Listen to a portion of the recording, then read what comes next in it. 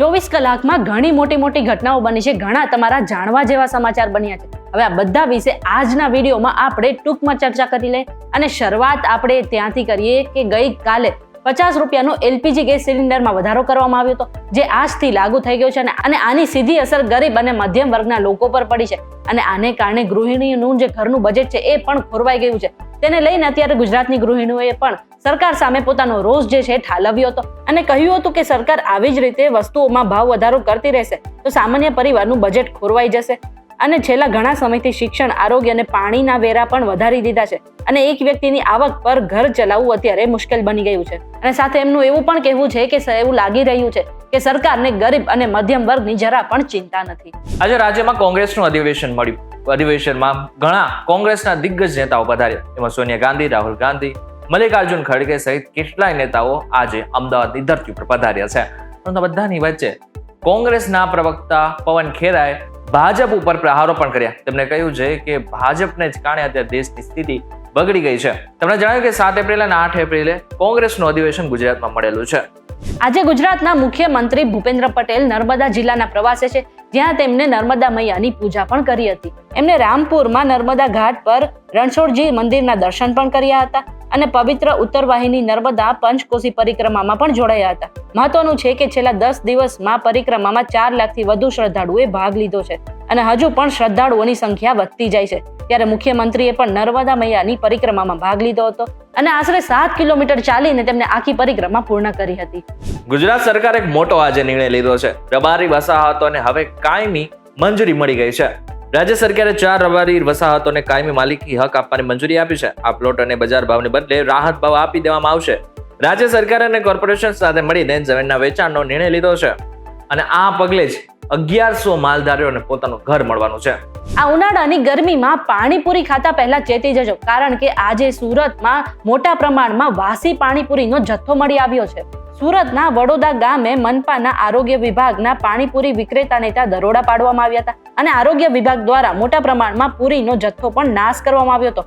આટલું જ નહીં, બાફેલા બટેકાનો જથ્થો પણ નાશ કર્યો હતો, કારણ કે આવો વાસી અને અખાદ્ય પદાર્થ ખાવાને કારણે જ અત્યારે ઝાડા ઉલટીના કેસ પણ વધી રહ્યા છે.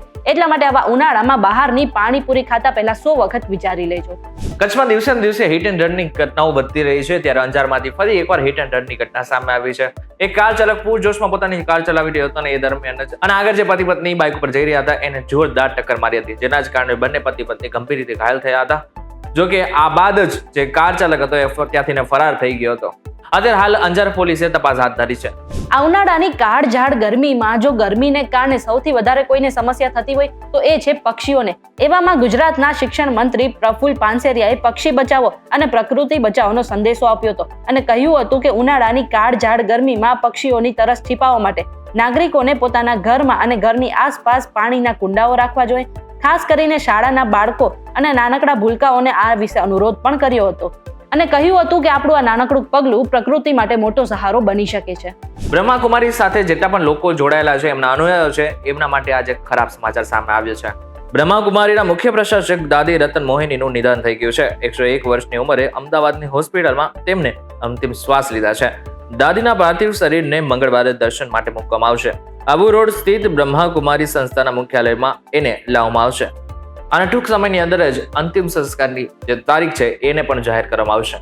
આપણા પ્રધાનમંત્રી નરેન્દ્ર મોદી માનવ નહીં પરંતુ ભગવાનના અવતાર છે, આવું જ કંઈક કંગના રાણાવતે કહ્યું છે.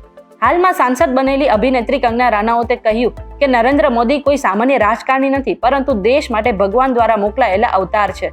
અગાઉ પણ ઘણા વડાપ્રધાન થયા છે, પરંતુ પીએમ મોદીએ દેશમાં સાચો પરિવર્તન લાવ્યો છે. ખાસ કરીને કલમ 370 રદ કરીને કાશ્મીર માટે ઘણું મોટું કામ કર્યું છે અને ટ્રિપલ તલાક બંધ કરીને મુસ્લિમ મહિલાઓને પણ ન્યાય અપાવ્યો છે. આટલું જ નહીં, કંગનાએ કોંગ્રેસ પર આકરા પ્રહારો પણ કર્યા હતા અને કહ્યું કે તેમના શાસન દરમિયાન તેઓએ બસ દેશને લૂંટવાનું જ કામ કર્યું છે. બાંગ્લાદેશમાં છેલ્લા કેટલાય સમયથી ઘણા બધા બળવાઓ ચાલી રહ્યા છે. એમાંથી સૌથી મોટો બળવો ત્યારે થયો કે ત્યાંના જ એક વડાપ્રધાન શેખ હસીનાને પોતાના દેશમાંથી જ ભાગવું પડ્યું હતું. પરંતુ હવે શેખ હસીનાના નિવેદનો સામે આવી રહ્યા છે. તેઓ કહી રહ્યા છે કે જે વચગાળાની સરકાર છે, એટલે કે યુનુસ સરકાર છે, એઓ લોકો ઉપર જુલમ ગાડી રહી છે, એટલા માટે થઈને હું ટૂંક સમયની અંદર પાછી પણ આવવાની છું. અને આની સાથે સાથે તેમણે એમ કહ્યું છે કે જ્યારે હું પાછી આવીશ ત્યારે આ બધા જ લોકોને એટલે કે યુનિટ સરકારમાં જેટલા પણ લોકો છે જે લોકો ઉપર જુલમ ગારી રહ્યા છે બધા જ લોકોને જેલ ભેગા કરીશ. ત્યારે આ બધામાં તમે શું વિચારી રહ્યા છો અમને જરા કોમેન્ટ કરીને ચોક્કસથી કહેજો. વિડીયો થકી જો તમને કોઈ ઇન્ફોર્મેશન મળી તો વિડીયો લાઈક અને શેર જરૂરથી કરજો તથા આવા જ ઇન્ફોર્મેટિવ વિડીયોઝ માટે વીટીવી ડિજિટલ સાથે જોડાયેલા રહેજો.